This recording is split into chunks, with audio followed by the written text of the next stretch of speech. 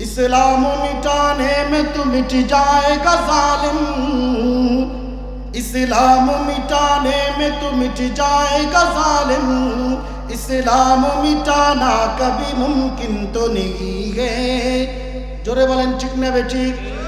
इस्लाम मिटाने में तो मिट जाएगा जालिम, इस्लाम मिटाना कभी मुमकिन तो नहीं है। जो दुश्मन इस्लाम है उनको ये बता दो, जो दुश्मन इस्लाम है उनको ये बता दो, इस्लाम का परचम न झुका है न झुकेगा, इस्लाम का परचम न झुका है न झुकेगा। हिम्मत है अगर दिल में तो हर काम है मुमकिन, हम क़िबला-ए अव्वल भी छुड़ा लेंगे किसी दिन। हिम्मत है अगर दिल में तो हर काम है मुमकिन, हम क़िबला-ए अव्वल भी छुड़ा लेंगे किसी दिन।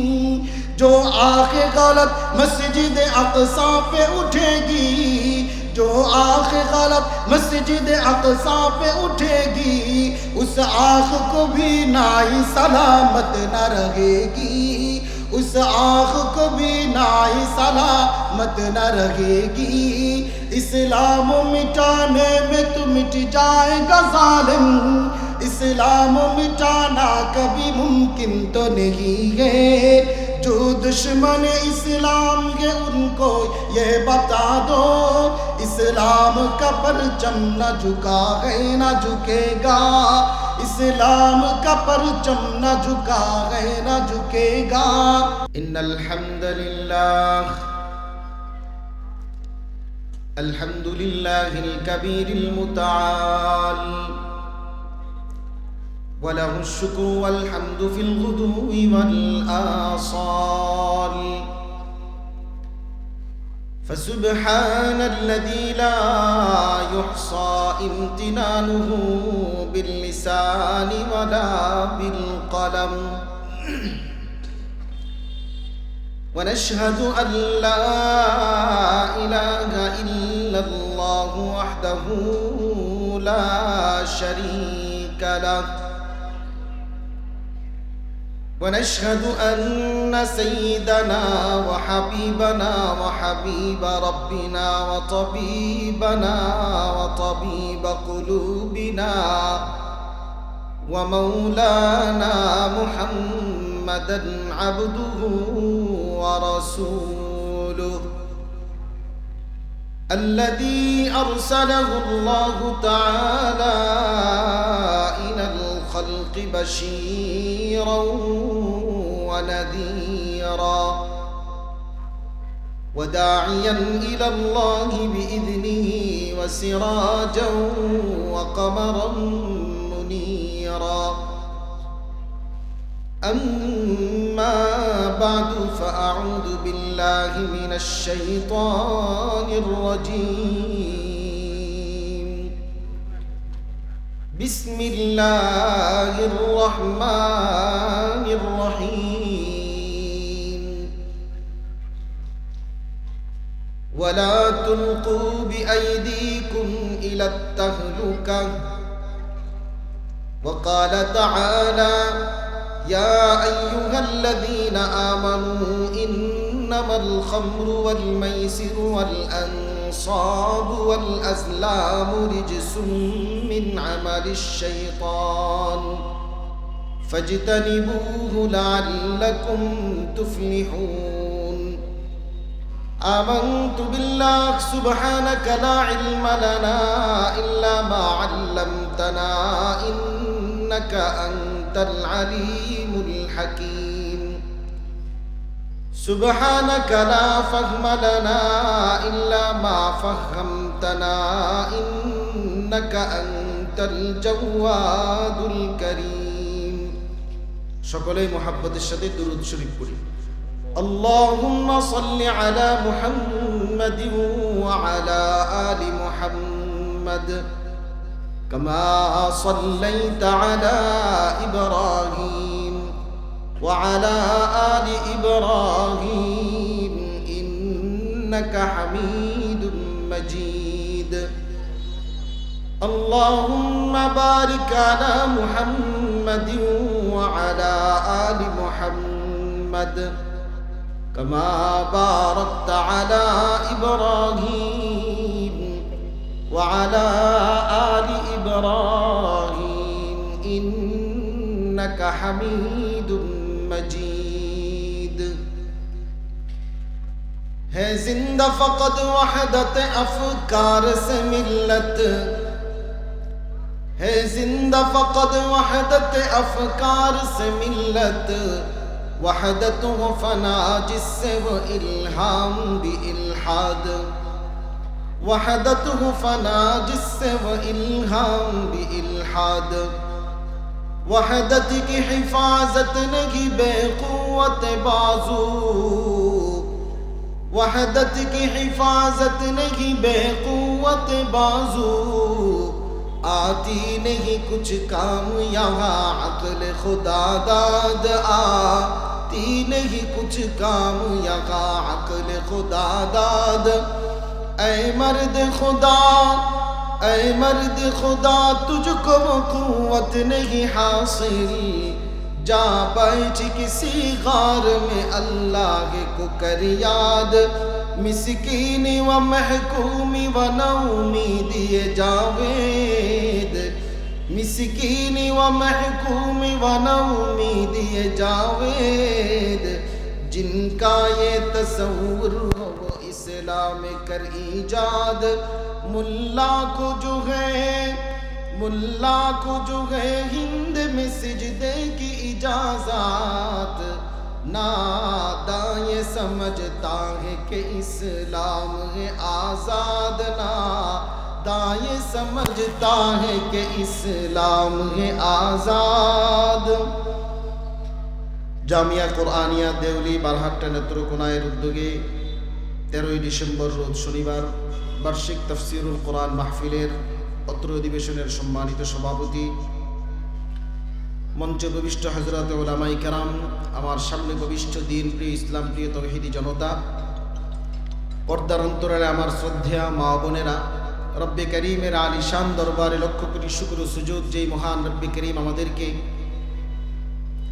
পবিত্র এশার নামাজ বা জামাত আদায় করার সাথে সাথে কোরআনের মজলিসে তাফসিরুল কোরআন মাহফিলে আসার বসার তৌফিক এনায়েত করেছেন।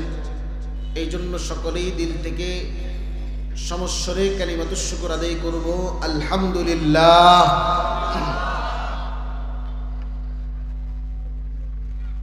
যতটুকু সময় কথা বলবো আমার আলোচনার মধ্যে 3টা জিনিস থাকবে। সকলের কাছে একটু আমার বিনীত আবদার থাকবে, যারা সামনে আছেন স্টেজে আছেন নড়াচড়া কথাবার্তা না বলে মনোযোগ দিয়ে কথা শোনার চেষ্টা করবেন। রাজি আছেন তো ইনশাআল্লাহ?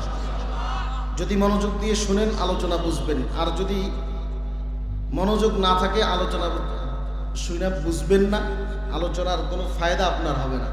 এই জন্য স্টেজে যারা আছে তারাও কথা বলবো না, সামনে যারা আছে তারাও অমনোযোগী হবো না।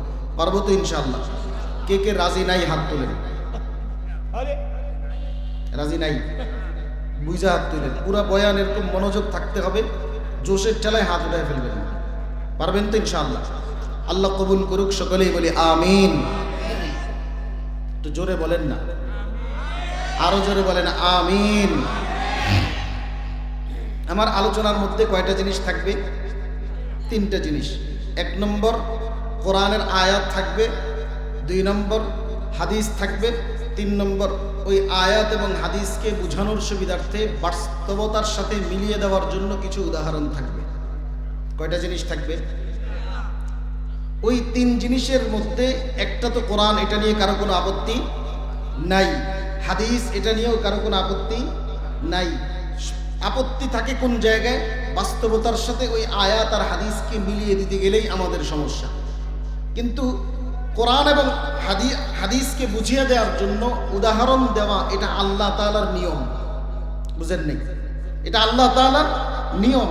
আল্লাহ তাআলা সূরা আনকাবুতের মধ্যে 3 শ্রেণীর মানুষের নাম, 3 জন মানুষের নাম উল্লেখ করছে। লম্বা আলোচনা করার পরে আল্লাহ তাআলা বলেন ওয়াতিলকাল আমসাল, এগুলা হচ্ছে দৃষ্টান্ত, নাদরিবুহা লিন্নাস, এই দৃষ্টান্তগুলো আমি পেশ করি মানুষের জন্য। ওমা ইয়াকিলুহা ইল্লাল আলিমুন, তবে বিজ্ঞ জ্ঞানী যারা আছে এরাই এই দৃষ্টান্ত বুঝে। আর যাদের জ্ঞান নাই, মাথার ভিতরে আকল আর ঘিলু নাই, এরা আয়া কয় হুজুর রাজনৈতিক আলোচনা করেন না। কথা বলেন ঠিক না বেঠিক? একটু জোরে বলেন ঠিক না বেঠিক? তাহলে কোরআন এবং হাদিসকে বুঝিয়ে দেওয়ার জন্য, কোরআনের আয়াতকে বুঝিয়ে দেওয়ার জন্য উদাহরণ দেওয়া, এটা কার নিয়ম? জোরে বলেন কার নিয়ম? আল্লাহ তিনজন মানুষের নাম উল্লেখ করছেন। আল্লাহ বলেন ওয়াকারুনা ওয়া ফিরআউনা ওয়া হামান। স্মরণ করুন কারুনের কথা, ফিরআউনের কথা, হামানের কথা। ওয়ালাকাদ জাআহুম মূসা বিল বায়িনাত, এই তিনজনের কাছে হযরত মূসা আলাইহিস সালাম সুস্পষ্ট প্রমাণাদি নিয়ে এসেছেন।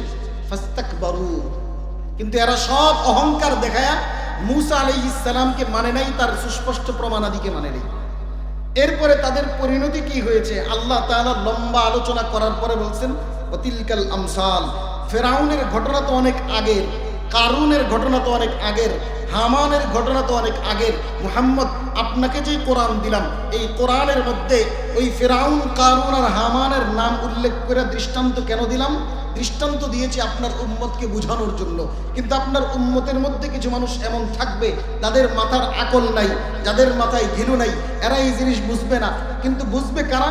আল্লাহ বলেন ওয়ামা ইয়াকিলুহা ইল্লাল আলিমুন। জ্ঞানী যারা, যাদের মাথার ভিতরে জ্ঞান আছে আর আকল আছে আর বুদ্ধি আছে, এরাই বুঝবে। সুতরাং আমার আজকের আলোচনার ভিতরে কয় জিনিস থাকবে? কোরআন আর হাদিস কারো আপত্তি থাকার কথা নয়, কিন্তু বাস্তবতার সাথে মিলিয়ে দেওয়ার জন্য উদাহরণের দরকার আছে না নাই? ব্যাস, এই তিনটা বিষয় থাকবে। এবার আসেন, আমি আমার আলোচনার বিষয় কি নির্ধারণ করেছি। বর্তমান সময়ে আমাদের সমাজের ভিতরে যেই সমস্ত যুব সমাজ আছে, সমাজের মধ্যে যারা মেরুদণ্ড, যারা ঠিক, তো সমাজ ঠিক হয়ে যায়। যেই মানুষগুলো ঠিক হয়ে গেলে দেশ ঠিক হয়ে যায়, সমাজ ঠিক হয়ে যায়।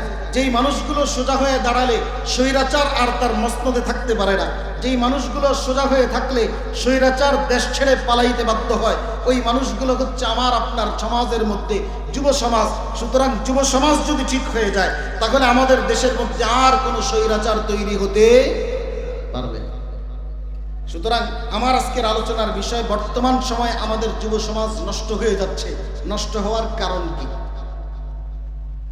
তাহলে আলোচনার বিষয় কি? আমাদের যুব সমাজ নষ্ট হচ্ছে, এই নষ্ট হওয়ার কারণ কি এবং এই কারণ থেকে বাঁচার উপায় কি? তাহলে যুব সমাজ ধ্বংসের কারণ এবং তার থেকে বাঁচার উপায়, মৌলিক চারটা কারণ। কয়টা? একটু জোরে বলেন কয়টা? আরো জোরে বলেন কয়টা? চারটা। বর্তমান সময়ে আমাদের যুবক ভাইরা নষ্ট হওয়ার মৌলিক চার কারণ। এই চার কারণের ভিতরে এক নম্বর কারণ হচ্ছে আমাদের সমাজ নষ্ট হচ্ছে, মূল হচ্ছে মাদকের কারণে। বলেন, আপনাদের এই দেওলি বারহাট্টা এলাকায় মাদক আছে না নাই? আওয়াজে কয় আছে, কারণ যেই জিনিস থাকে ওইটা আসতে স্বীকার করে মানুষ, না থাকলে বুক ফুলে তো নাই। তাহলে আপনাদের আওয়াজ প্রমাণ করে আপনাদের এলাকায় এই জিনিস আছে। আপনাদের এলাকায় মাদক আছে না নাই? আরো জোরে কোন। আমাদের যুব সমাজ নষ্টের এক নম্বর কারণ হচ্ছে মাদক, দুই নম্বর কারণ হচ্ছে জুয়া, তিন নম্বর কারণ হচ্ছে শরীয়তের বাহিরে গিয়ে কোনো ব্যক্তি অথবা দলকে অন্ধভাবে অনুসরণ করা। কি বললাম? শরীয়তের বাহিরে গিয়ে কোনো ব্যক্তি অথবা দলকে অন্ধ অনুসরণ করা। কাকে অন্ধ অনুসরণ করা? কাকে? নিজের পছন্দের ব্যক্তি অথবা দলকে কোন জিনিসকে মাইনাস করে দিয়ে, কোরআন সুন্নাহকে মাইনাস করে দিয়ে নিজের পছন্দের ব্যক্তির অন্ধ অনুসরণ করা আমাদের সমাজ ধ্বংসের তিন নম্বর কারণ। চার নম্বর কারণ, আমাদের যুবক ভাইরা ধ্বংস হওয়ার চার নম্বর কারণ হচ্ছে জিনা, ব্যভিচার, অশ্লীলতা আর বেহায়াপনা। তাহলে কয় কথা বললাম? জোরে বলেন কয়টা? চারটা। এক নম্বর মাদক, বলেন সবাই আমার সাথে। এক নম্বর কি? দুই নম্বর জুয়া, বলেন না সবাই। দুই নম্বর জুয়া। তিন নম্বর পছন্দের ব্যক্তি অথবা দলকে অন্ধ অনুসরণ করা, শরীয়ত বাদ দিয়া। শর্ত একটাই, শরীয়তকে মাইনাস করে, শরীয়ত কি বলছে এটা না দেখে নিজের পছন্দের ব্যক্তি অথবা দলকে অন্ধভাবে অনুসরণ করা। চার নম্বর জেনা, ব্যভিচার, অশ্লীলতা, বেহায়াপনা। তাহলে এক নম্বর কি বললাম? মাদক। বলেন তো মাদক হালাল না হারাম? মাদক হালাল না হারাম? এটা হারাম। কার পক্ষ থেকে? আমাদের দেশের রাষ্ট্রপ্রধান যিনি আছেন তার পক্ষ থেকে। জোরে বলেন কার পক্ষ থেকে? হাত উঠিয়ে বলেন কার পক্ষ থেকে? আরো জোরে বলেন কার পক্ষ থেকে? আল্লাহর পক্ষ থেকে। মাদক হারাম করেছেন কে? আরো জোরে বলেন কে? আল্লাহ। কিন্তু মাদক যে আল্লাহ হারাম করলেন কোন পদ্ধতিতে? মাদক সম্পর্কে 5টা কথা। কয় কথা? 1 নম্বর, মাদক হারাম হওয়ার ইতিহাস কি? আল্লাহ তাআলা মাদককে কিভাবে হারাম করলেন? আল্লাহ তাআলা মাদককে চিরতরে হারাম কিভাবে ঘোষণা করলেন, এটার ইতিহাস। 2 নম্বর, মাদক সেবন বেড়ে যাওয়া, এটা দুনিয়ার জমিনে কোন জিনিসের ভয় দেয় আমাদেরকে? অর্থাৎ মাদক সেবন বেড়ে যাওয়া কিসের আলামত? 3 নম্বর, মাদক সেবনকারী ব্যক্তির দুনিয়াতে প্রশাসনিক শাস্তি কি সেটা নয়, দুনিয়াতে তার জন্য আল্লাহর পক্ষ থেকে শরীয়তের পক্ষ থেকে ধমকি আর হুমকি কি আছে? 4 নম্বর, আখিরাতে মাদক সেবনকারী ব্যক্তির পরিণতি কি হবে? 5 নম্বর, যারা মাদক নিজে সেবন করে না কিন্তু মাদকের ব্যবসা করে তাদের ব্যাপারে শরীয়তের কথা কি? মাদক সম্পর্কে কয় কথা? আপনাদের আওয়াজ শুনে মনে হয় আপনারা আমার কথা বুঝতেছেন না। কয় কথা? আরো জোরে বলেন। 5 কথা। 1 নম্বর, মাদক হারাম হওয়ার ইতিহাস। ইসলাম আসার পূর্বে মাদক হালাল ছিল না হারাম ছিল? হালাল ছিল। সেটা কখনো, সেটা নিয়ে কোনো, যেহেতু শরীয়ত নাই, শরীয়তের বিধানও নাই, সেটা সবাই পান করার মধ্যেই লিপ্ত ছিল। কিন্তু হযরত ওমর রাদিয়াল্লাহু তাআলা আনহু মাদকের ব্যাপারে, ইসলামের আগেও তিনি মাদককে তেমন বেশি পছন্দ করতেন না। মাদক যখন সেবন করা হচ্ছিল, মুসলমান হয়েছে কিন্তু মাদক তখনও নিষিদ্ধ হয় নাই। যখন মানুষের মাঝে মাদক ছড়াছড়ি আছে, মাদক বলতে ওই সময় একটাই ছিল, সেটা হচ্ছে মদ। সেটা কি? মদ। আর মদ বলতে কোন জিনিস? আল্লাহ রাসূল বলেন কুল্লু মুসকিরিন খামরুন ওয়া কুল্লু খামরিন হারাম। প্রত্যেকটা নেশাজাতীয় দ্রব্যই মদের অন্তর্ভুক্ত। তাহলে আমরা এখানে এক কথায় সমস্ত নেশাজাতীয় দ্রব্য বলতে যা বোঝায় সেই শব্দ উল্লেখ করব, সেটা হচ্ছে মাদক। কি? মাদক। হযরত ওমর রাদিয়াল্লাহু তাআলা আনহু আল্লাহ তাআলার কাছে দোয়া করতেছেন, আল্লাহুম্মা বাইয়িন লানা ফিল খামরি বায়ানান শাফিয়া। আল্লাহ, মদের ব্যাপারে আপনি সুস্পষ্ট কিছু বর্ণনা আমাদেরকে দেন। হযরত ওমর এই দোয়া করতেছেন আল্লাহর কাছে। তো আল্লাহ তাআলা একদিন নবীজির কাছে আয়াত দিয়ে পাঠাইলেন জিবরিলকে। আল্লাহ তাআলা বলেন, হাবিব জিবরিল, তুমি আমার হাবিবকে জানায়া দাও। কি আয়াত? সর্বপ্রথম আয়াত দিয়ে পাঠাইলেন, ইয়াসআলুনাকা আনিল খামরি ওয়াল মাইসির। ইয়াসআলুনাকা আনিল খামরি ওয়াল মাইসির। হাবিব, আপনাকে আপনার উম্মত 2টা জিনিস সম্পর্কে জিজ্ঞাসা করবে। কয় জিনিস? জোরে বলেন কয় জিনিস? আল্লাহ তাআলা জিবরিল আমিনকে পাঠায় দিয়ে বলতেছেন, হাবিবকে জানায় দাও, ইয়াসআলুনাকা আনিল খামরি ওয়াল মাইসির। আপনার উম্মত আপনাকে 2টা জিনিস জিজ্ঞাসা করবে। 1 নম্বর, মদ সম্পর্কে জিজ্ঞাসা করবে, মাদক সম্পর্কে জিজ্ঞাসা করবে। 2 নম্বর, জুয়া সম্পর্কে জিজ্ঞাসা করবে। আপনার উম্মত যদি আপনাকে 2 জিনিস সম্পর্কে জিজ্ঞাসা করে, আপনি তাদেরকে জানায় দেন, কুল ফীহিমা ইসমুন কাবীর। আল্লাহ তাআলা বলেন, কুল ফীহিমা ইসমুন কাবীর। হাবিব, আপনি আপনার উম্মতকে জানায় দেন, মদ এবং জুয়া উভয়টার মধ্যেই অনেক বড় অপরাধ আছে। অর্থাৎ যারা এইটার মধ্যে লিপ্ত হয় তাদের অনেক বড় ক্ষতি আছে। ওয়া মানাফিউ লিন-নাস, এবং এই 2টার মধ্যে অনেক উপকারও আছে। কয় কথা বললেন? মদ এবং জুয়ার মধ্যে ক্ষতিও আছে, উপকারও আছে। তবে শরীয়তের মধ্যে একটা মূলনীতি আছে, জালবে মানফাআত দাফে মাদাররাত। অর্থাৎ উপকার হাসিল করা আর ক্ষতি দূর করা, ক্ষতি সাধন করা, ক্ষতি দূর করা। কোনো একটা জিনিসের মধ্যে যদি 2টা জিনিস জমা হয়, উপকারও আছে ক্ষতিও আছে, তাহলে উপকারটাকে বাদ দিয়ে ক্ষতির দিকটাকেই প্রাধান্য পায়। অর্থাৎ মদের ভিতরে উপকারও আছে ক্ষতিও আছে। বলেন, মদের ভিতরে কি আছে? উপকারও আছে ক্ষতিও আছে। সাহাবাই কেরামদের মধ্যে দুই ভাগ হয়ে গেল এই আয়াত নাযিল হওয়ার পরে। সাহাবাই কেরামদের মধ্যে এক শ্রেণীর মানুষ বলতেছে, যেহেতু এটার মধ্যে উপকার আছে ক্ষতিও আছে, তবে উপকার যেহেতু আছে আমরা এটাকে সেবন করব। আরেক শ্রেণীর মানুষ বলতেছেন, না না, যেহেতু ক্ষতি আছে, ক্ষতির দিক বিবেচনায় আজকে থেকে আমরা আর মাদককে সেবন করব না, মদ খাবো না। বলেন তো এটার দ্বারা কি প্রথম যে আয়াত নাজিল হইল কয় ভাগ হয়ে গেল? সাহাবাই কেরামদের মধ্যে দুই ভাগ হয়ে গেল। আল্লাহ তাআলা পারলেই চাইলেই পারতেন তিনি হঠাৎ করে মদকে চিরতরে হারাম ঘোষণা করতে, কিন্তু তিনি করেন নাই। আল্লাহ তাআলা হিকমতে ধাপে ধাপে 3 ধাপে সেটাকে হারাম ঘোষণা করেছেন। চাইলেই তিনি সকালবেলা বলতেন কালকে, আগামীকালকে সকালবেলা বলতে পারতেন বিকাল থেকে মদ খাওয়া হারাম। কিন্তু কোনো একটা জিনিসের প্রতি যখন কোনো মানুষ আসক্ত থাকে, সেই জিনিসটাকে হঠাৎ করে বাদ দিয়ে দেওয়া এটা তার জন্য কঠিন হয়ে যায়।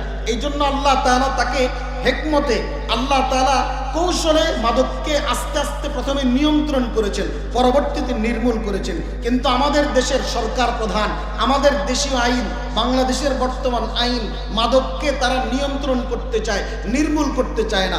এই জন্য ঢাকার শহরে বলেন, বিভিন্ন জায়গায় যায় দেখবেন মাদককে না বলুন, সৌজন্যে মাদক নিয়ন্ত্রণ অধিদপ্তর। বলেন তো যেই জিনিস মানুষ খাইতে খাইতে অভ্যস্ত হয়ে যায়, সেটা কি আর নিয়ন্ত্রণে রাখা কোনোদিন সম্ভব হয়? তাহলে সরকার চায় মাদককে নিয়ন্ত্রণে রাখতে, কিন্তু আল্লাহ বলেন না না, এটা এমন কোনো জিনিস নয় যেটা নিয়ন্ত্রণে রাখার মতো। সুতরাং খোদা প্রদত্ত এমন এক বিধান উম্মতের কলিজার ভিতরে ঢুকায় দাও, খোদা প্রদত্ত ইলমে ওয়াহির বাণী উম্মতের কলিজার ভিতরে ঢুকায় দাও। তারা আল্লাহর ভয়ে, আল্লাহ এবং তার রাসূলের ভয়ে, জাহান্নাম থেকে বাঁচার ভয়ে ওই মাদককে তারা চিরতরে নিজের দিল থেকে বের করে দিবে। চিরতরে মাদককে হারাম ঘোষণা হওয়ার পরে ওই মানুষগুলো চিরতরে মাদককে ছেড়ে দিবে। সুতরাং বোঝা যায় মাদক কোনোদিন নিয়ন্ত্রণ করে রাখা সম্ভব নয়, মাদক নিয়ন্ত্রণের জিনিস নয়। কোরআন সুন্নাহ প্রমাণ করে মাদক নির্মূলের বিষয়। চিরতরে মাদককে দুনিয়ার জমিন থেকে নিশ্চিহ্ন করে দেওয়ার জন্যই আল্লাহ তাআলা কোরআনে কারীমকে নাজিল করেছেন। কথা বলেন ঠিক না বেঠিক? তাহলে সরকার চায় মাদক নিয়ন্ত্রণ, আল্লাহ বলেন আমি চাই মাদক নির্মূল। এখন বুঝে থাকলে বলেন নিয়ন্ত্রণ কাকে বলে আর নির্মূল কাকে বলে? আপনাদের এলাকায় যারা চাষাবাদ করেন, চাষাবাদ করতে গেলে কিছু আগাছা উঠে কি উঠে না? জোরে কম না, কিছু আগাছা উঠে কি উঠে না? এই আগাছা জিনিসগুলোকে পরিষ্কার করার দুই সিস্টেম। একটা হচ্ছে উপর থেকে আপনি তার আগাটা কেটে দিবেন, তাহলে কিছুদিন পরে আবার ওই গোড়া থেকে যাওয়ার কারণে আবার উঠবে। এটাকে বলা হয় নিয়ন্ত্রণ। আপনি কেটে কেটে নিয়ন্ত্রণ করছেন। কিন্তু যদি চান যে না এখানে আর কোনো আগাছা উঠবে না, আপনি সেটাকে গোড়া থেকে উঠে ফেলবেন, এটাকে বলা হয় নির্মূল। তাহলে মাদক এটা কোনোদিন সরকারি আইন দিয়ে নিয়ন্ত্রণ করা সম্ভব নয়। একমাত্র খোদা প্রদত্ত বিধান আর খোদার ভয় যদি দিলের ভিতরে ঢুকায় দেওয়া যায়, মাদক আর নিয়ন্ত্রণ করার অধিদপ্তর লাগবে না, মাদক অটোমেটিকলি দুনিয়ার জমিন থেকে নির্মূল হয়ে যাবে। কথা বলেন ঠিক না বেঠিক? তা আল্লাহ তাআলা প্রথম ধাপে বললেন এটার মধ্যে উপকারও আছে ক্ষতিও আছে। এর কিছুদিন পরে হযরত আব্দুর রহমান ইবনে আউফ রাদিয়াল্লাহু তাআলা আনহু তার বাসায় তিনি এক মেহমানদারির আয়োজন করলেন, কিছু সংখ্যক সাহাবীদেরকে দাওয়াত দিলেন।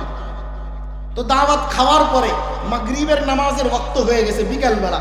তো খাওয়ার পরে স্বাভাবিকভাবেই আমাদের দেশে মেহমানদারি করানোর পরে খাবারের শেষে হয়তো চা দেই অথবা কোল্ড ড্রিঙ্কস দেই কি দেই না? জোরে বলেন, দেই কি দেই না? তো ওই সময় মেহমানদারি শেষ করার পরে তাদেরকে মদ দেয়া হতো। তো মদ দেওয়ার পরে সবাই খাবার দাবার শেষ করে মদ খাইছেন, খায়া মাতলামি অবস্থা চলে আসছে। ইতিমধ্যেই মাগরিবের সময় হয়ে গেছে। একজন সামনে যায় নামাজের ইমামতিতে দাঁড়ায় গেছেন।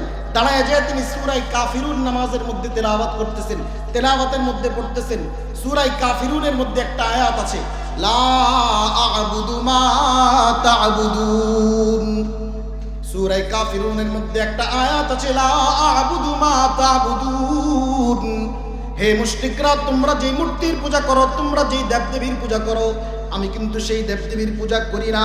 কিন্তু ওই সাহাবী মাতাল অবস্থায় নামাজে দাঁড়াইয়া ইমামতির মুসল্লায় দাঁড়াইয়া পড়তেছেন, আ'বুদু মা তা'বুদুন। তোমরা যেই মূর্তির পূজা করো আমিও সেই মূর্তির পূজা করি। বলবেন সাহাবী মদ খাইছে, কত বড় জঘন্য অপরাধ করছে। না, তখনও মদ হারাম হয় নাই। ওই সময়ের জন্য তখন সেটা কি ছিল না? হারাম ছিল না, হালাল ছিল, এই জন্য তারা খাইছেন, ওই সময় মাতাল হয়েছেন, এটা কোনো দোষের কিচ্ছু না। কিন্তু আল্লাহ তাআলা চিন্তা করলেন যে না, এখন তাদেরকে আর এইভাবে মাদকের ব্যাপারে দুইটা জিনিস ঘোষণা করলাম, এখন আরেকটু নিয়ন্ত্রণ করা দরকার। আল্লাহ আয়াত নাযিল করলেন, ইয়া আইয়ুহাল্লাযীনা আমানু লা তাকরাবুস সালাতা ওয়া আনতুম সুকারা। আল্লাহ তাআলা বলেন, ইয়া আইয়ুহাল্লাযীনা আমানু, হে আমার ইমানদার বান্দারা, লা তাকরাবুস সালাহ, তোমরা নামাজের ধারে কাছে যাইও না, ওয়া আনতুম সুকারা, এমন অবস্থায় যখন তোমরা মাতাল থাকো, অর্থাৎ মাতাল অবস্থায় তোমরা নামাজের ধারে কাছে যাইবা না। এই আয়াত নাযিল করার মাধ্যমে আল্লাহ তাআলা নিজের নফসকে মদ থেকে আরেকটু নিয়ন্ত্রণ করার সবক শিখিয়ে দিলেন। কিভাবে? আমাদের সমাজের মধ্যে যারা পান খায়, হাজী সাহেব নামাজের 5 মিনিট আগে যদি আপনি তাকে বলেন, হাজী সাহেব একটা পান খান, তখন কি বলবো? ঘড়ির দিকে তাকায় বলবো, নামাজের আর 5টা মিনিট আছে, এখন আর খাইয়ে শেষ করতে পারবো না। মন চায় পানটা খাই, পানের প্রতি একটা আগ্রহ আসছে, কিন্তু নামাজের টাইমের দিকে তাকায় তিনি আর খায় নাই। তিনি তার নফসকে নিয়ন্ত্রণ করলেন কি করলেন না? জোরে বলেন। তাহলে নিজের নফসটাকে নিয়ন্ত্রণ করলেন, খাইতে মন চাওয়ার পরেও খাইলেন না। অনুরূপ আল্লাহ তাআলা মদ খাইতে মন চাবে, কিন্তু টাইমের দিকে লক্ষ্য করে যখন দেখবে যে নামাজের ওয়াক্ত, খাইতে চাওয়ার পরেও তখন সে মদ খাবে না। তাহলে নিজের নফসটাকে একটু নিয়ন্ত্রণ করতে পারবে কি পারবে না? হযরত ওমর বলেন, আল্লাহ, এটাও তো চূড়ান্ত কোনো ফয়সালা হলো না, আল্লাহুম্মা বাইয়িন লানা ফিল খামরি বায়ানান শাফিয়া। হযরত ওমর আবারও দোয়া করেন, আল্লাহ, মদের ব্যাপারে আপনি চূড়ান্ত কোনো ফয়সালা আমাদেরকে দেন, যেই ফয়সালায় আমাদের জন্য সন্তোষজনক হয়। কিছুদিন পরে আল্লাহ তাআলা দেখলেন যে সাহাবাই কেরামের মধ্যে মাদককে নিয়ন্ত্রণ করার যোগ্যতাও তৈরি হয়েছে। এই মুহূর্তে যদি মাদককে হারাম করা হয় তো সাহাবাই কেরাম মেনে নিতে পারবেন। মদিনায় আল্লাহর তাআলা সূরা মাইদার 99 নম্বর আয়াত নাযিল করলেন। আল্লাহ তাআলা বলেন, ইয়া আইয়ুহাল্লাযীনা আমানু ইন্নামাল খামরু ওয়াল মাইসিরু ওয়াল আনসাব। সূরা মাইদার 90 নম্বর আয়াতের মধ্যে আল্লাহ তাআলা বলেন, ইয়া আইয়ুহাল্লাযীনা আমানু, হে আমার ইমানদার বান্দারা, ইন্নামাল খামরু ওয়াল মাইসিরু ওয়াল আনসাব ওয়াল আজলাম, 4টা জিনিসের কথা উল্লেখ করেছেন। 1 নম্বর, ইন্নামাল খামরু, নিশ্চয়ই মদ মাদক, ওয়াল মাইসিরু জুয়া, ওয়াল আজল ওয়াল আনসাব, যে সমস্ত দেব দেবীর নামে তোমরা যে সমস্ত জিনিসগুলো উৎসর্গ করো, অথবা পীর বাবার নামে যা তোমরা উৎসর্গ করো, ওয়াল আজলাম, এবং যে সমস্ত লটারি তোমরা ধরো। 4 জিনিস আল্লাহ তাআলা উল্লেখ করার পরে বলতেছেন, ইয়া আইয়ুহাল্লাযীনা আমানু ইন্নামাল খামরু ওয়াল মাইসিরু ওয়াল আনসাব ওয়াল আজলাম। এই 4 জিনিস উল্লেখ করার পরে আল্লাহ বলেন, রিজিসুন, এটা নাপাক। 2 নম্বরে বলতেছেন, মিন আমালিশ শাইতান, এগুলা শয়তানের কাজ। 4টা জিনিস উল্লেখ করার পরে আল্লাহ কয় কথা বললেন? জোরে কন্যা, 2 কথা বললেন, রিজিসুন, নাপাক। 2 নম্বর বললেন, মিন আমালিশ শাইতান, এটা শয়তানের কাজ। এই আয়াতের মাধ্যমে আল্লাহ তাআলা চূড়ান্তভাবে মাদককে হারাম ঘোষণা করলেন। বলেন, এরপরে কি আর মাদক খাওয়ার কোনো সুযোগ মুসলমানের জন্য আছে? না চূড়ান্তভাবে হারাম? বলবেন কেমনে? এবার আমি আপনাদেরকে বলি, রিজিসুন শব্দের অর্থ নাপাক। নাপাক কি কি জিনিস আছে আপনাদের সমাজের মধ্যে? গরুর পেশাব পাক না নাপাক? জোরে কন্যা। গরুর গোবর পাক না নাপাক? মানুষের মলমূত্র পাক না নাপাক? তাহলে যাহা নাপাক তাহা হারাম, যাহা হারাম তাহা নাপাক।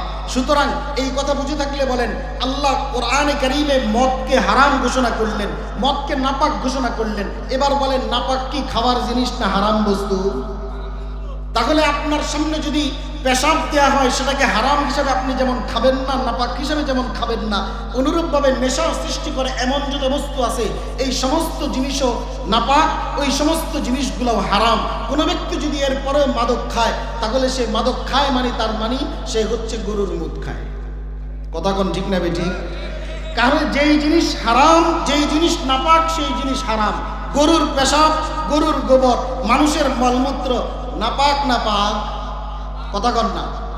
তাহলে ওইটা নাপাক মানে হারাম। তাহলে আল্লাহ কোরআনে ঘোষণা করলেন, সূরা মাইদার 90 নম্বর আয়াতের মধ্যে আল্লাহ ঘোষণা করলেন, মদ নাপাক। নাপাক মানে কি? হারাম। নাপাক মানে কি? হারাম। ওইখানে মানুষের মলমূত্র নাপাক মানে হারাম। তাহলে কোনো ব্যক্তি যদি মানুষের মলমূত্র খায় না যেমন নাপাক মনে করে, হারাম মনে করে, তাহলে মদ আর যে সমস্ত নেশাজাতীয় দ্রব্য আছে সেটা তার এই ঠোঁটে লাগায় কি করে বলেন?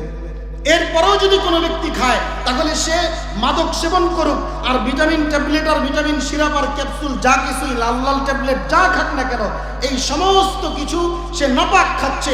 নাপাক খাওয়া মানে হচ্ছে সে গরুর মলমূত্র খাওয়া। যেই কথা কোনো ব্যক্তি যদি মাদক সেবন করে তাহলে সেটাও সমান কথা। কথা বলেন ঠিক না বেটি? এই আয়াত যখন আল্লাহ তাআলা নাজিল করলেন, কয় ধাপে আল্লাহ তাআলা এই আয়াতকে নাজিল করলেন? তৃতীয় ধাপে হারাম ঘোষণা করলেন। কত নম্বর আয়াত নাজিল করে? তৃতীয় নম্বর আয়াত নাজিল করে। এটা তো ধাপে ধাপে করলেন, এটা আল্লাহর কৌশল। কিন্তু সবচেয়ে বড় আশ্চর্যের বিষয় যেটা, যেই আইয়ামে জাহিলিয়াতের মধ্যে যেই মানুষগুলো মদ আর জুয়ার ভিতরে সবসময় লিপ্ত ছিল, যেই মানুষগুলো খারাপের ভিতরে সবসময় লিপ্ত ছিল, ওই মানুষগুলোকে ওই জিনিস থেকে বিরত রাখার জন্য আল্লাহ তৃতীয় ধাপে আয়াত নাজিল করলেন। আয়াত নাজিল করার পরে যেই মানুষ সারা জীবন মদ খাইছে, আল্লাহ আয়াত নাজিল করলেন। ওই মানুষগুলোর পরিস্থিতি কি হয়েছে হাদিসের ভিতরে আছে, হাদিসের কিতাবের মধ্যে আছে। যেদিন আল্লাহ সূরা মায়েদার 90 নম্বর আয়াত আর 91 নম্বর আয়াত নাজিল করেন, ওই দিন সাহাবাই কেরামদের পরিস্থিতি হয়েছে এমন যে প্রত্যেকটা মানুষের ঘরে, যাদের ঘরে মদের বোতল স্টক ছিল, মদের মটকার কলস স্টক ছিল, প্রত্যেকেই সেগুলোকে রাস্তায় এনে ভেঙে সমস্ত মদকে রাস্তায় ঢেলে দিয়েছে। বৃষ্টির পানি যেমন উপর দিক থেকে নিচের দিকে গড়ায় চলে যায়, ঠিক অনুরূপ মদগুলো মদিনার অলিতে গলিতে উপর দিক থেকে নিচের দিকে গড়ায় চলে যাচ্ছিল। চিন্তা করেন, বড় আশ্চর্যের বিষয় হচ্ছে ওই মানুষগুলো সারা জীবন এটার প্রতি আসক্ত ছিল। আল্লাহর বিধানকে তারা নতুনভাবে জানতে পেরে কিভাবে মেনে নিয়েছেন। তারা এই কথা বলে নাই যে মুহাম্মদ আপনার ধর্ম গ্রহণ করছি, আপনি আমাদেরকে এতদিন যে জিনিসের প্রতি আসক্ত ছিলাম সেই জিনিস আপনি আমাদেরকে হারাম ঘোষণা করতেছেন, আপনার ধর্ম আমরা মানি না, এই কথা বলে নাই। বরং কিছু সংখ্যক সাহাবী যায় বলছেন, ইয়া রাসূলুল্লাহ, এটা আমরা কোনো ইহুদ আর নাসারাদের কাছে বিক্রি করি। তখন নবীজি বললেন, না, যেই জিনিস আজকে হারাম ঘোষণা হয়ে গেছে সেই জিনিস আজকে থেকে আর বিক্রি করাও হালাল হয় না, সেটা বিক্রি করাও হারাম। বলে যারা মদ খায়, যে সমস্ত কুফফার আছে, আমরা তাদেরকে হাদিয়া দেই। বলে তুমি নাজায়েজ জিনিস কিভাবে হাদিয়া দিবা? সব মদ তারা রাস্তায় এভাবে ঢেলে দিছে। এই আয়াত যদি এই জামানায় নতুন করে নাজিল হইতো তাহলে আমাদের পরিস্থিতি কি হইতো? আমাদের পরিস্থিতি কি হইতো? আমরা মসজিদের হুজুররেই বলতাম, হুজুর আসরের সময় যেন আর মিম্বরে না দেখি। কথা কয় না? বলবেন হুজুর কেমনে বললেন? কোরআনের কথা যদি আমরা না মানি আপনি কেমনে বললেন এই কথা? এবার সহজ উদাহরণ বুঝেন। আমাদের সমাজের ভিতরে সুদ আছে না নাই? জোরে কন। ঘুষ আছে না নাই? দুর্নীতি আছে না নাই?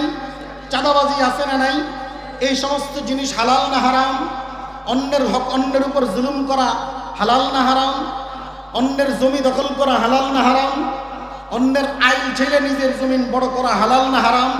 এটা কি আজকের দিনে নতুন হারাম হয়েছে না 1450 বছর আগে? আপনি তো জোরে কন নাই। 1450 বছর আগে হারাম হয়েছে না আজকের হারাম হয়েছে?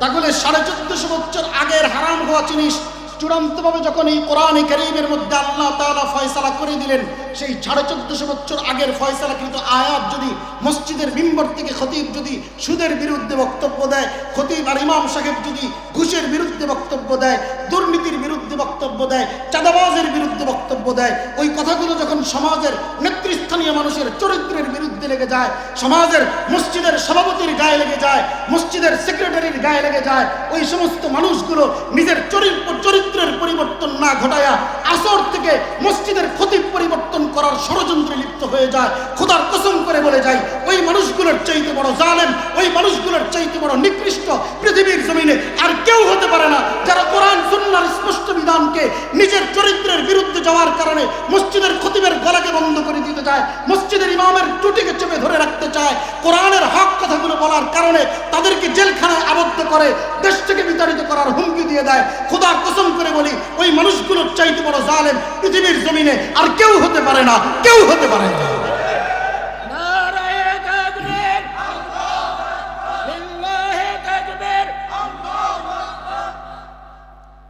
বুঝে থাকলে বলেন, মুহাম্মদুর রাসূলুল্লাহর সাহাবীরা, মুহাম্মদুর রাসূলুল্লাহ সাল্লাল্লাহু আলাইহি ওয়াসাল্লামের সাহাবীরা সারা জীবন যে জিনিসের ভিতরে আসক্ত ছিলেন সেটা নতুন করে হারাম হওয়ার পরে সব ঢেলে দিলেন।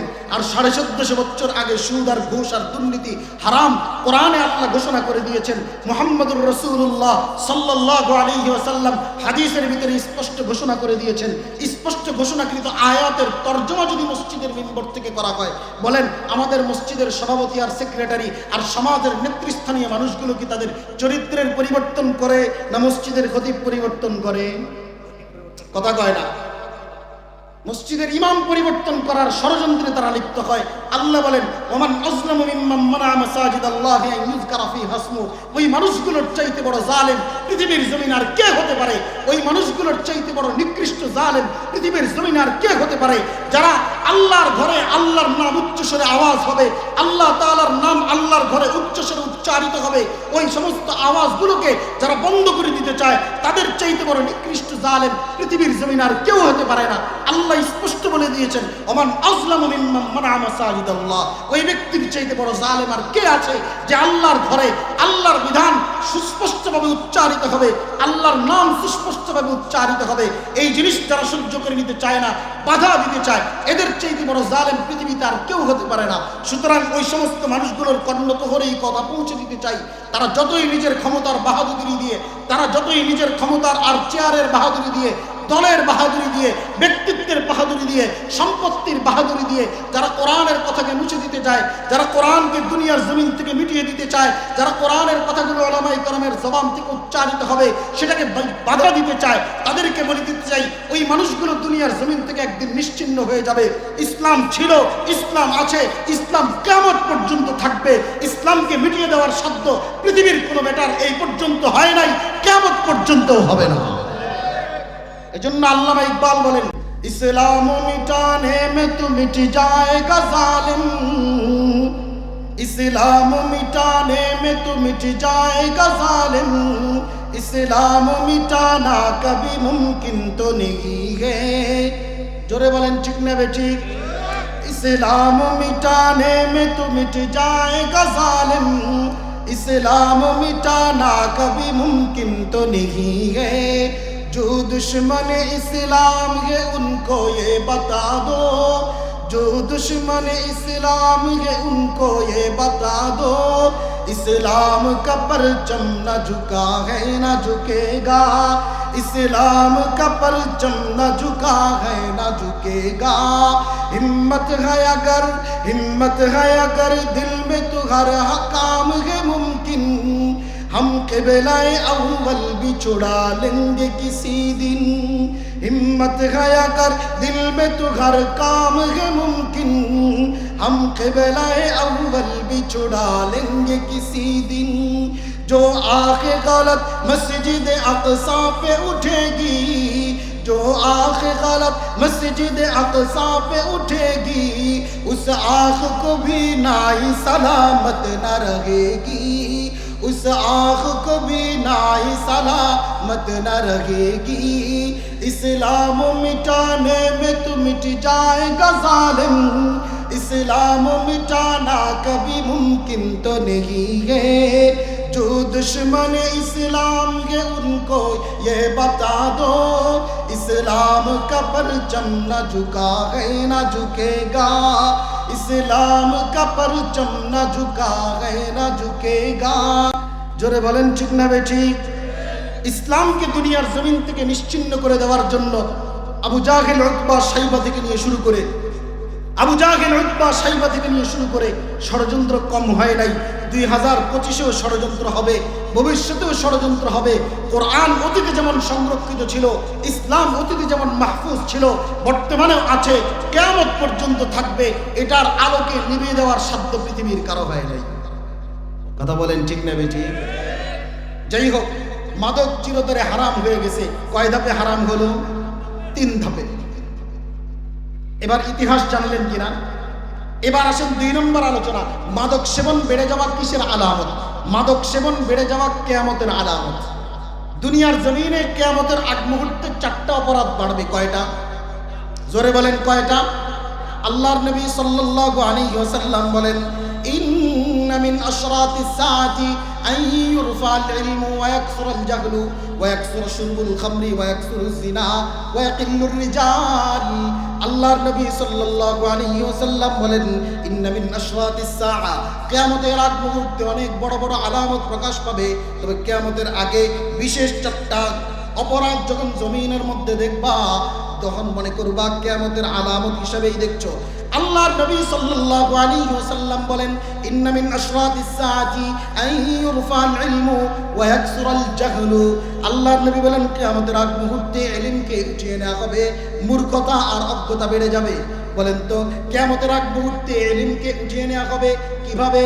হঠাৎ করে দুনিয়ার যত আলেম আছে সমস্ত আলেম দুনিয়ার থেকে একসাথে মারা যাবে। না না, বিষয়টা এমন নয়। প্রত্যেক আলেমের সিনার ভিতরে ইলমগুলো তারা হঠাৎ করে ভুলে যাবে। না না, বিষয়টা এমন নয়।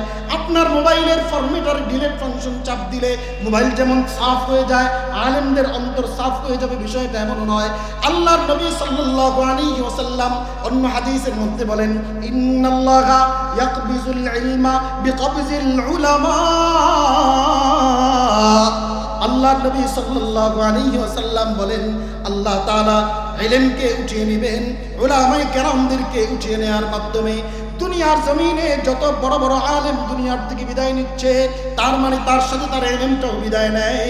এইভাবে ইলম বিদায় নিতে নিতে, আলেম বিদায় নিতে নিতে দুনিয়ার জমিন থেকে ইলমও বিদায় নিবে। এক পর্যায়ে ইত্তাখাদান নাসু রুসান জুহালা, দুনিয়ার মানুষগুলো মূর্খদেরকে নেতা হিসেবে গ্রহণ করবে। কথা বলেন ঠিক না বেঠিক? এখন আসে না নাই, মূর্খদেরকে নেতা বানায়। দুনিয়ার সবচেয়ে বড় ঘুষখোর আর দুর্নীতিবাজ আর চাঁদাবাজদেরকে মানুষ নেতা বানায়, তাদের পিছনে ঘুরে। ঘুষখোর আর দুর্নীতিবাজদের পিছনে মানুষ নেতা হিসেবে তাদেরকে মেনে নিয়ে তাদের কথা মতো চলে। বলেন, এই সময় কি, বর্তমান সময় কি হচ্ছে কি হচ্ছে না? ইত্তাখাদান নাসু রুসান জুহালা, মানুষ মূর্খদেরকে নেতা হিসেবে গ্রহণ করবে। ওয়ায়াকসুরাল জাহলু, মূর্খতা আর অজ্ঞতা বেড়ে যাবে। এটা কিয়ামতের এক নম্বর আলামত। এরপরে নবীজি বলেন, ওয়ায়াকসুরা শুরবুল খামরি, মাদক সেবন বেড়ে যাবে। তার মানে মাদক সেবন বেড়ে যাওয়া এটা কিসের আলামত? কিয়ামতের আলামত। ওয়ায়াকসুরাজ জিনা, আল্লাহর নবী বলেন জিনা ব্যভিচার সমাজের ভিতরে বেড়ে যাবে। বলেন তো, এই ধরনের অপরাধগুলো আমাদের সমাজের মধ্যে হচ্ছে কি হচ্ছে না? আর এরপরে নবীজি বলেন, ওয়াকিল্লুর রিজাল, ওয়াকিল্লার রিজাল, পুরুষ কমে যাবে। ওয়াকসুরান নিসা, মহিলা বেড়ে যাবে। অর্থাৎ পুরুষ কমে যাবে, মহিলা বেড়ে যাবে। এটার দুইটা ব্যাখ্যা হতে পারে। লম্বা ব্যাখ্যায় আমি যাচ্ছি না, সহজ কথায় বুঝি। বর্তমান সময় আমরা বাজারে যাই, হসপিটালে যাই, মার্কেটে যাই, যেখানে যাই, বলেন তো পুরুষের সংখ্যা বেশি না মহিলার সংখ্যা বেশি? জোরে কর না। আপনাদের এই মাহফিলকে কেন্দ্র করে আজকের বারহাট্টা আর বাজারের আশপাশে কিছু ভ্রাম্যমান বাজার মেলার মানুষ দোকানদার হিসাবে আসছে কি আসে নাই? আমরা বিভিন্ন জায়গায় মাহফিলে গেলে দেখি, মাহফিলে যেই পরিমাণ পুরুষ আছে ওই পরিমাণ পুরুষের ডাবল মাহফিল উপলক্ষে মেলার ভিতরে মহিলা আছে। এই মহিলাগুলো কোত্থেকে আসে? এই মহিলাগুলো আসে আল্লাহ তাআলা আসমান থেকে তাদেরকে মাহফিলের রজনীতে সন্ধ্যার পরে পাঠায় দেয়। কথা কয় না? আসমান থেকে পাঠায়। আসে কোত্থেকে? আমার আপনার ঘরের থেকেই তো। আমি হাজী সাহেব, আমি গাজী সাহেব, আমি নামাজি, সব কিছু। রমজান মাস আসলে কয় হুজুর মহিলাদের জন্য মার্কেটে যাওয়া যায় না। তা আমার এক মুসল্লি আমাকে একবার প্রশ্ন করছেন, হুজুর মহিলাদের জন্য একটা লুঙ্গি কিনতে যাবো, মহিলাদের ঠেলার কারণে ঢুকতে পারি না। আমি প্রশ্ন করলাম, মহিলাগুলো আসলো কোত্থেকে? আসমান থেকে। কয় না। আমি কি কোত্থেকে আসছে? আমগো বাড়ি ঘর থেকেই তো। তা আপনার বেড়িরে আপনি মসজিদে নামাজ পড়তে আসছেন, আপনার বেড়িরে আপনি মার্কেটে যাওয়ার জন্য ছেড়ে দিচ্ছেন, তাহলে যাইবো না কই যাইব?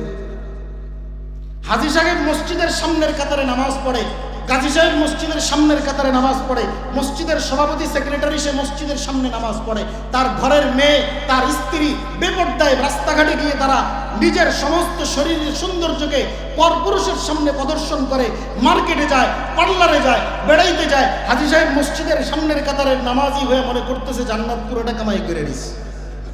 অথচ আল্লাহর নবী সাল্লাল্লাহু আলাইহি ওয়াসাল্লাম হাদিসের ভিতরে স্পষ্ট বলে দিয়েছেন, সালাসাতুন কদ হারামাল্লাহু আলাইহিমুল জান্নাহ, তিন শ্রেণীর মানুষের উপর আল্লাহ তাআলা জান্নাতকে হারাম করেছেন। জোরে কন্না নাউজুবিল্লাহ। তিন শ্রেণীর মানুষের উপর আল্লাহ তাআলার জান্নাতকে আল্লাহ তাআলা হারাম করেছেন। এক নম্বর মুদমিনুল খামরি, যারা মাদক সেবন করে এই মানুষগুলোর উপর আল্লাহর জান্নাত হারাম। দুই নম্বর ওয়াল আকুল ওয়ালিদাইহি, যেই সমস্ত মানুষগুলো তারা পিতামাতার অবাধ্যতায় লিপ্ত হয়। তিন নম্বর ওয়াদ-দাইয়ুস আল্লাযী ইউকিররু ফি আহলিহিল খাবাস, দাইয়ুসের উপর আল্লাহর জান্নাত হারাম। এবার বুঝে থাকলে বলেন, দাইয়ুস নবীজি ব্যাখ্যা করেছেন আল্লাযী ইউকিররু ফি আহলিহিল খাবাস। দাইয়ুস বলা হয় যেই মানুষগুলো নিজের পরিবারের মধ্যে অন্যায় অবিচার হওয়া সত্ত্বেও, খারাপি হওয়া সত্ত্বেও, অশ্লীলতা হওয়া সত্ত্বেও বাধা দেয় না, সাপোর্ট করে। এবং এতদিন দাইয়ুস জানছেন কারে? এতদিন আপনারা দাইয়ুস বলছেন যেই মহিলা বেপর্দায় বের হয়েছে ওরে বলেন দাইয়ুস। যেই মহিলা পর্দা ছাড়া অশ্লীলভাবে নিজের শরীরের অঙ্গ প্রত্যঙ্গকে দেখায় রাস্তায় বের হয়, এতদিন আপনারা সবাই ওরে বলছেন দাইয়ুস বেডি। বলছেন কি বলেন নাই? কথা কয় না। কিন্তু নবীজির হাদিস বলে ওই মহিলা দাইয়ুস না, ওই মহিলার স্বামী দাইয়ুস, ওই মহিলার বাবা দাইয়ুস, ওই মহিলার মা দাইয়ুস। অর্থাৎ আদ-দাইয়ুস আল্লাযী ইউকিররু ফি আহলিহিল খাবাস। দাইয়ুস বলা হয় যে তার পরিবারের ভিতরে খারাপই হওয়া সত্ত্বেও সে তার পরিবারকে বাধা দেয় না। স্ত্রী নামাজ পড়ে না, তাকে নামাজের জন্য বলে না। স্ত্রী পর্দায় চলে না, তাকে নামাজের জন্য বলে না। নিজে সামনের কাতারের মুসল্লি।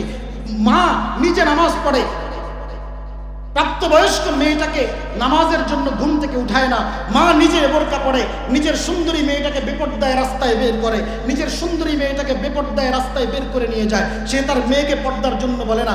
আল্লাহর নবী বলেন ওই দাইয়ুস সে যত বড় নামাজি হোক, ওই দাইয়ুস যত বড় হাজি আর গাজী হোক, ওই দাইয়ুস সে যত বড় মুত্তাকি আর পরহেজগারের লেবাস ধরুক না কেন, তার পরিবারের ভিতরে অন্যায় অবিচার আর অশ্লীলতা আর খারাপি হওয়ার কারণে, সে তার পরিবারের কর্তা হিসেবে তাকে বাধা না দেওয়ার কারণে ওই ব্যক্তির জন্য দুখুলে আউয়ালি তথা মৃত্যুর সাথে সাথে জান্নাতে যাওয়া তার জন্য হারাম। শাস্তি ভোগ করবে, তারপরে সে জান্নাতে যাবে। তাহলে দাইয়ুসের উপর আল্লাহর জান্নাত কি? সুতরাং হাজী সাহেব মসজিদের সভাপতি, মসজিদের সেক্রেটারি, মসজিদের খিদমত করে বিশাল সওয়াব অর্জন করেছেন। ওই সওয়াব দিয়ে মৃত্যুর সাথে সাথে জান্নাতে যেতে পারার সম্ভাবনা কম যদি আপনি আপনার পরিবারের দায়িত্ব যদি পুরা না করেন। কারণ আল্লাহ তাআলা সূরা তাহরীমের ভিতরে বলে দিয়েছেন, ইয়া আইয়ুহাল্লাযীনা আমানু কু আনফুসাকুম ওয়া আহলিকুম নারা, হে ঈমানদার তোমরা তোমাদের নিজেকে জাহান্নামের আগুন থেকে বাঁচাও, পরিবারকেও জাহান্নামের আগুন থেকে বাঁচাও। নিজে নামাজ পড়বেন, জাহান্নাম থেকে বাঁচবেন, পরিবারকে বাঁচাবেন না। না, ওই নামাজ দিয়ে জান্নাতে যাওয়ার সম্ভাবনা খুব কম। যাই হোক, মাদক সেবন বেড়ে যাওয়া কিসের আলামত? জোরে কন্যা কিসের আলামত? কিয়ামতের আলামত। মাদক সেবন বেড়ে যাওয়া কিয়ামতের আলামত। এখন কিয়ামতের আলামত যদি বন্ধ করতে হয়, যেই সমস্ত মানুষগুলো মাদক সেবন করে তাদেরকে ধরে ধরে আমাদেরকে প্রতিহত করার দরকার আছে না নাই? যে ভূমিকম্প তোর কারণেই হয়েছে, তুই আমাদের সমাজে মাদক সেবন করস। ভূমিকম্প, ভূমিধস, যত আগুন, যত দুর্ঘটনা হচ্ছে তোর কারণেই হচ্ছে। জমিনের ভিতরে অস্থিরতা সৃষ্টি হচ্ছে তোর কারণে, কারণ তুই মদ সেবন করে, মাদক সেবন করে জমিনের ভিতরে নাফরমানি করে রবকে নারাজ করেছিস। সুতরাং প্রত্যেকটা মানুষের জিম্মাদারি যারা এই মাদকের ভিতরে আসক্ত তাদেরকে মাদক থেকে ফেরানোর জন্য চেষ্টা করা। কথা বলেন ঠিক না বেটি? দুই নম্বর কথা। তিন নম্বর কথা, কোনো ব্যক্তি যদি মাদক সেবন করে ওই ব্যক্তির দুনিয়াতে তার জন্য হুমকি কি? শাস্তি, প্রশাসনিক শাস্তি সেটা সরকার দিবে, কিন্তু দুনিয়াতে তার জন্য আল্লাহর পক্ষ থেকে কি ধমকি? আল্লাহর নবী সাল্লাল্লাহু আলাইহি ওয়াসাল্লাম বলেন, লা ইয়াশরাবুল খামরা হিনা ইয়াশরাবু ওয়া হুয়া মুমিন ওয়া লা ইয়াসরিকুস সারিকু ইয়াসরিকু হিনা ইয়াসরিকু ওয়া হুয়া মুমিন। আল্লাহর নবী সাল্লাল্লাহু আলাইহি ওয়াসাল্লাম বলেন, কোন মানুষ যখন চুরি করে, ডাকাতি করে, জিনা ব্যভিচার করে, মাদক সেবন করে, এই চারটা জিনিস করা অবস্থায় তার দিলে তার ঈমানটা থাকে না। নাউজুবিল্লাহ। কালকে বলেন এই চার অপরাধ, এক নম্বর চুরি, দুই নম্বর ডাকাতি, তিন নম্বর জিনা ব্যভিচার, চার নম্বর মাদক সেবন করা। এই চার অপরাধ যতক্ষণ করতে থাকে ততক্ষণ তার দিলে ঈমান থাকে না। তার দিল থেকে ঈমানটা মাথার উপর থেকে বের হয়ে যায়। নবীজি উদাহরণ দিয়েছেন, কোনো মানুষ যেমন তার নিজের পোশাকটাকে মাথার উপর দিয়ে খুলে, আমরা এখন মাহফিল শেষ করে যাওয়ার পরে জামা খুলবো কি খুলবো না? জামাটা মাথার উপর দিয়ে খুললে শরীর থেকে আলাদা হয় কি হয় না? আল্লাহর নবী সাল্লাল্লাহু আলাইহি ওয়াসাল্লাম বলেন, চার অপরাধের ভিতরে যখন কোনো মানুষ লিপ্ত হয় তার ঈমানটা তার দিল থেকে বের হয়ে মাথার উপরে ঝুলতে থাকে। অর্থাৎ সে যখন মাদক সেবন করা অবস্থায়, মাতাল অবস্থায় থাকে, ওই অবস্থায় তার ঈমানটা তার দিল থেকে মাথার উপর দিয়ে বের হয়ে ঝুলে আছে। যদি সে চুরি করে, যদি সে ডাকাতি করে, যদি সে জিনা ব্যভিচারের ভিতরে লিপ্ত হয়, এই চার অপরাধ করাকালীন তার ঈমানটা তার কোথায় থাকে? মাথার উপরে। এখন এই মুহূর্তে যদি মৃত্যুবরণ করে তাহলে সে রবের দরবারে উঠবে কি নিয়ে? কথা বুঝেন না? সে মদ বেশি অতিরিক্ত খেয়ে ফেলছে, অতিরিক্ত নেশাগ্রস্ত হওয়ার কারণে আমাদের দেশে অনেক যুবক মাতলামি বেশি হয়ে যাওয়ার কারণে নেশাগ্রস্ত অবস্থায় দুনিয়ার থেকে বিদায় নিয়েছে। এরকম আছে না নাই? বুঝেন নেই? আছে না নাই? মদ খেয়ে গাড়ি চালাইতেছে, গাড়ি সোজা চলে গেছে একদিকে, মদ খেয়ে রাস্তা দিয়ে হাঁটতেছে, হাঁটতে হাঁটতে ড্রেনের ভিতরে পড়ে গেছে, পড়ে যায়। এখন ড্রেনের পানি হাতায় আর কয় সব জোল আর জোল গোস্ত গেল। বুঝেন নাই? অতিরিক্ত মাতলামির কারণে ড্রেনের ভিতরে পড়ে জোল পায়, গোস্ত আর খুঁজা পায় না। এই অবস্থায় যদি তার দম বন্ধ হয়ে যায়, মৌত হয়ে যায়, তাহলে তার ইমানটা তো তার দিলে ছিল, তার ইমানটা তো তার মাথার উপরে ছিল। রবের সামনে কিয়ামতের ময়দানে দাঁড়াবে কি? কয় জিনিস অপরাধ, কয় অপরাধের সময় ইমান থাকে না?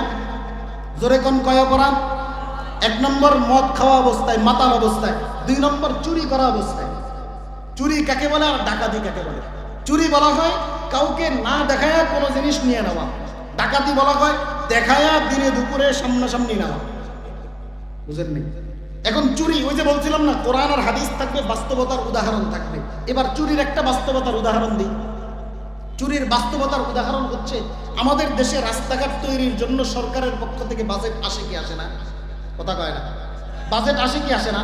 আপনাদের নেত্রকোনা থেকে বারহাট্টা পর্যন্ত আসছে যে রাস্তা এসেছে, এই রাস্তার বাজেট হয়েছে ফর এক্সাম্পল 10 লক্ষ টাকা। যিনি এই বাজেট এনেছেন তিনি 10 লক্ষ টাকার মধ্যে সিমেন্ট ব্যবহার করার জায়গায় তিনি অতিরিক্ত বালু ব্যবহার করে 100 বস্তা সিমেন্টের খরচ বাঁচায় নিজের পকেটে ঢুকাইছেন। চুরি না ডাকাতি? কথা কয় না? চুরি করলো কি করলো না? সে এই যে জিনিস খাইলো, এই অবস্থায় যদি তার মওত হয়ে যায়, রব্বে কারীমের সামনে দাঁড়াবে কি নিয়ে? কথা কয় না? যারা অফিসের ভিতরে ফাইল আটকায়া জনগণের সম্পদকে লুণ্ঠন করে দেশ থেকে বিদেশে পাচার করে সুইস ব্যাংকে রাখে, আর কানাডার বেগম পাড়ায় তারা নিজেদের বেগমের জন্য বাড়ি বানায়, ওই সমস্ত সম্পদগুলো যারা চুরি করে সমাজ থেকে, ওই সমস্ত সম্পদগুলো যারা রাষ্ট্রের কোষাগার থেকে চুরি করে, ওই মানুষগুলো যখন ওই কাজের ভিতরে লিপ্ত থাকে তখন তার দিলে ঈমান থাকে না। বলেন ওই মুহূর্তে যদি তার মওত হয়ে যায়, রব্বে কারীমের সামনে দাঁড়াবে কি নিয়ে? বুঝেন নেই? ডাকাতি করতে গেছে। আচ্ছা বলেন তো, আমি প্রথমে বলেছিলাম ডাকাতি কাকে বলে? সামনাসামনি যেটা হয়। আপনার এই এলাকায় একজন মানুষ বাড়ি করতেছে, বাস্তবতার উদাহরণ, রাজনৈতিক কোনো বক্তব্য নয়। আমি শুরুতেই বলেছি কোরআন আর হাদিসটাকে বোঝানোর জন্য বাস্তবতার উদাহরণ দিব। আপনার এই এলাকায় বাড়ি করার জন্য গেছে কোন এক দলের ব্যক্তি, ওই এলাকার যিনি বাড়ি বানাচ্ছেন তার কাছে গিয়ে বলতেছেন আমাদেরকে পোলাপানদের চা খাওয়ার জন্য 50,000 টাকা দিতে হবে। বলেন এটা কি চুরি না ডাকাতি? কথা কয় না? এটারে আপনারা আপনাদের এলাকায় অন্য নাম দেন, ওই নাম আমি দিচ্ছি না, আমি বলছি ডাকাতি। হ্যাঁ, আছে না নাই? কথা কয় না? এখন ঘটনার চক্রে যিনি চাইছেন তিনি দুর্বল, যার কাছে চাইতেন তিনি সবল। তিনি বলছেন তোরা কে কই আসস আয়। চতুর্দিক থেকে আটকায় আরে গণদোলাই দিছে। বলেন তো, সে তো ডাকাতি করা অবস্থায় ধরা খাইল, গণদোলাই খাইয়া দুনিয়ার জমিন থেকে বিদায় নিল, তার ইমানটা কই ছিল? কথা কয় না? তার ইমানটা কই ছিল? তাহলে সমাজের ভিতরে যারা চাঁদাবাজি করে, সমাজের ভিতরে যারা খুন করে, সমাজের ভিতরে যারা ছিনতাই করে, সমাজের ভিতরে যারা মানুষকে চা খাওয়ার কথা বলে মানুষের পকেট থেকে, যে তার নিজের পকেট থেকে 5 টাকার একটা চা খাওয়ার তৌফিক যার নাই, সে আরেকজনের বাড়ি বানানোর সময় তার কাছে গিয়ে 50,000 টাকার চায়ের বিল দাবি করে, ওই মানুষগুলো দুনিয়ার জমিনে যদিও বেঁচে যেতে পারে, রব্বে কায়নাতের দরবারে আল্লাহ তাআলার সামনে দিলে ঈমান নিয়ে যদি মরতে না পারে, তাহলে আল্লাহর সামনে ঈমানদার অবস্থায় দাঁড়ানোর কোনো সুযোগ নাই। কথা বলেন ঠিক না বেটি? তাহলে যারা এই সমস্ত অপরাধের ভিতরে লিপ্ত থাকে, ঈমান কোথায় থাকে? মাথায় থাকে। 2 নম্বর, কোন ব্যক্তি যদি এই অপরাধ করে অর্থাৎ মাদক সেবন করে, 40 দিন পর্যন্ত তার কোনো নামাজ কবুল হবে না। নাউজুবিল্লাহ, কালকে কইেন 40 দিন পর্যন্ত তার কি হবে না? ইবাদত বন্দেগী কবুল হবে না। মাদক সম্পর্কে 3 নম্বর কথা। 4th নম্বর কথা, কোন ব্যক্তি যদি মাদক সেবন করে দুনিয়ার জমিন থেকে তওবা ছাড়া বিদায় নেয়, আখিরাতে তার শাস্তি কি হবে? আখিরাতে তার শাস্তি কি হবে? আখিরাতের শাস্তি, ইয়ামানের জাইশান নামক এক এলাকা থেকে একজন ব্যক্তি আসছেন, আয়েশা বলতেছেন ইয়া রাসূলুল্লাহ, আমাদের দেশে আমাদের ইয়ামানের জাইশানের মধ্যে মিজির নামক একটা শস্য থেকে এক ধরনের পানীয় তৈরি করা হয়, যেই পানীয় আমরা সেবন করলে আমাদের শরীরের ভিতরে একটা ভাব আসে। কি আসে? এটাকে আমাদের জন্য খাওয়া বৈধ হবে কিনা? আল্লাহর নবী সাল্লাল্লাহু আলাইহি ওয়াসাল্লাম একটা প্রশ্ন করছেন, আওয়া মুস্কিরুন হুয়া, সেটা কি নেশা সৃষ্টি করে? এটা যদি আপনাদের আঞ্চলিক ভাষায় আমি বলি, সেটা কি পিনিক সৃষ্টি করে? কথা কয় না, যুবকরা হাসে, কারণ পিনিক শব্দের সাথে এরা পরিচিত। কথা কয় না, ঠিক না বেঠিক? নবীজি কি প্রশ্ন করছেন, আওয়া মুস্কিরুন হুয়া, এটা কি নেশার সৃষ্টি করে? তখন বললেন যে হ্যাঁ,